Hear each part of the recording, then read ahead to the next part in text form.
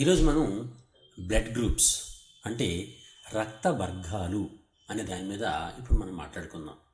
అసలు మానవుల్లో రక్త వర్గాలు అనేవి ఏ విధంగా ఉంటాయి, రక్తం ఎన్ని వర్గాలుగా ఉంటుంది, అవన్నీ కాంపిటేటివ్ ఎగ్జామ్స్లో గతంలో ఏ విధమైనటువంటి క్వశ్చన్లు రావడం జరిగింది, భవిష్యత్తులో ఎటువంటి క్వశ్చన్లు వస్తాయి అనేది ఒకసారి మనం చూద్దాం.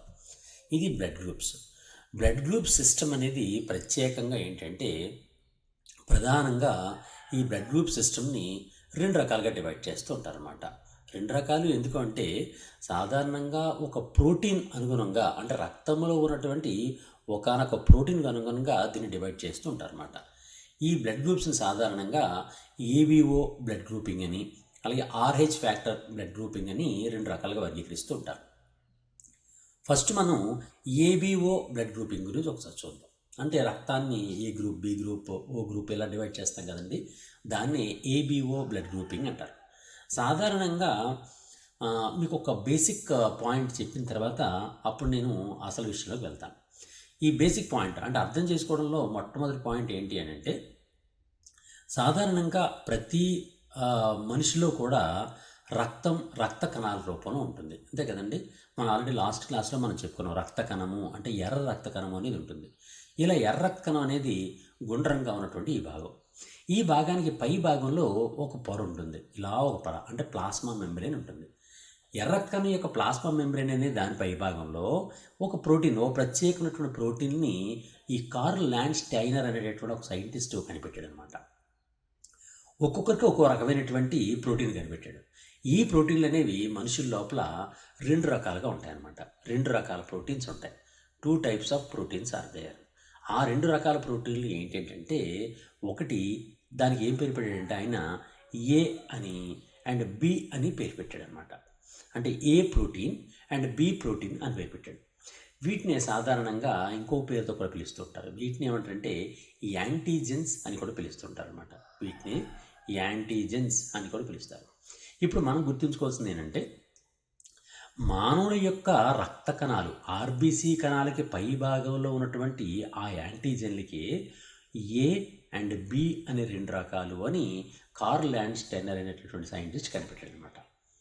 వీటిని బట్టి మనం రక్తాన్ని వర్గీకరిస్తూ ఉంటారనమాట. ABO blood grouping were discovered by Karl Landsteiner, who is honoured as father of blood grouping. సాధారణంగా ఈ ఏబిఓ బ్లడ్ గ్రూపింగ్ అనే దాన్ని కార్ల్ ల్యాండ్ స్టైనర్ అనేటువంటి సైంటిస్ట్ కనిపెట్టాడు. చాలాసార్లు అడిగిన క్వశ్చన్ ఏంటంటే, మానవులలో ఏబిఓ బ్లడ్ గ్రూపింగ్ కనిపెట్టిన శాస్త్రవేత్త ఎవరు అని అడిగాడు. అది కార్ల్ ల్యాండ్ స్టైనర్ అనమాట.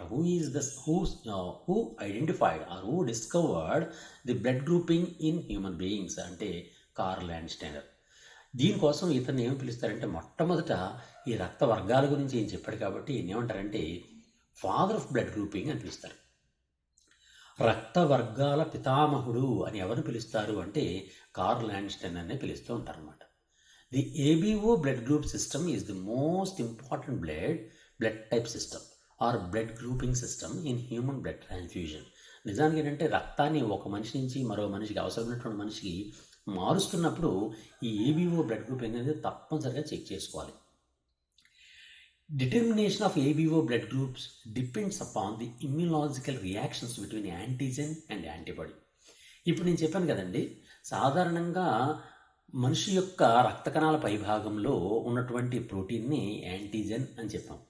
ఆ యాంటీజెన్స్ రెండు రకాలు అని చెప్పాం. ఒకటి ఏ యాంటీజెన్ అండ్ బి యాంటీజెన్ అని రెండు రకాలు ఉంటాయి.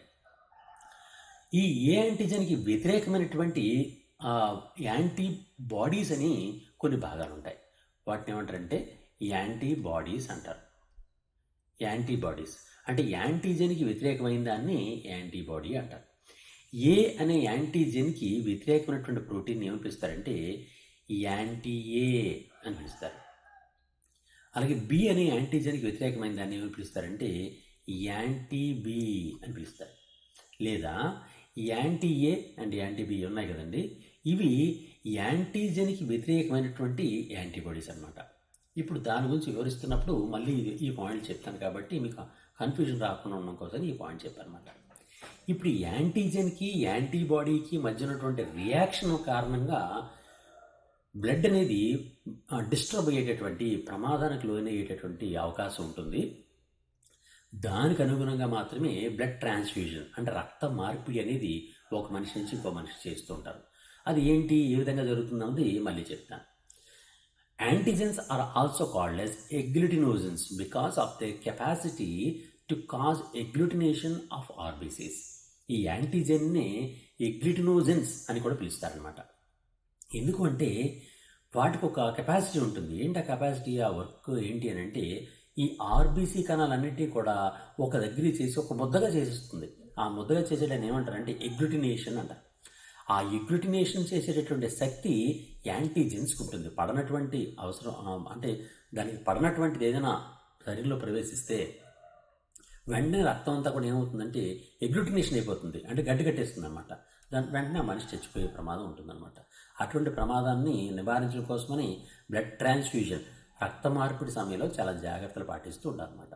Based on the presence or absence of antigen A and antigen B, blood is divide into 4 groups: A, B, AB and oh.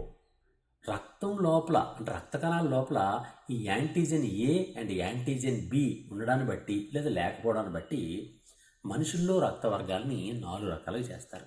A group, B group, AB group, O group అని 4 రకాలు చేస్తారు. ఇప్పుడు ఏ విధంగా ఉంటాయో ఒకసారి చూద్దాం. సాధారణంగా ఏంటంటే ఒక మనిషిని చూసుకున్నట్లయితే ఆ మనిషి లోపల ఇవన్నీ ఎలా ఉంటాయనంటే, ఇప్పుడు ఒక టేబులర్ ఫార్మ్లో మీకు చూపిస్తాను.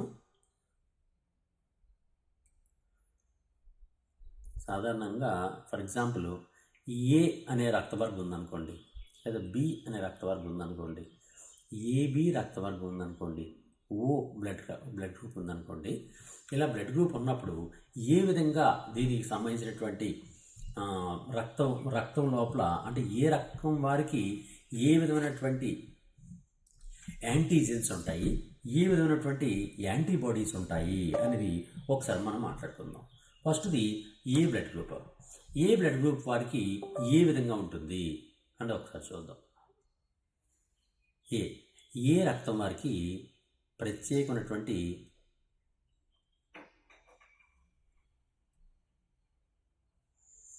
ఏ రక్తం వారికి ఈ విధంగా ప్రత్యేకమైనటువంటిది ఉంటుంది.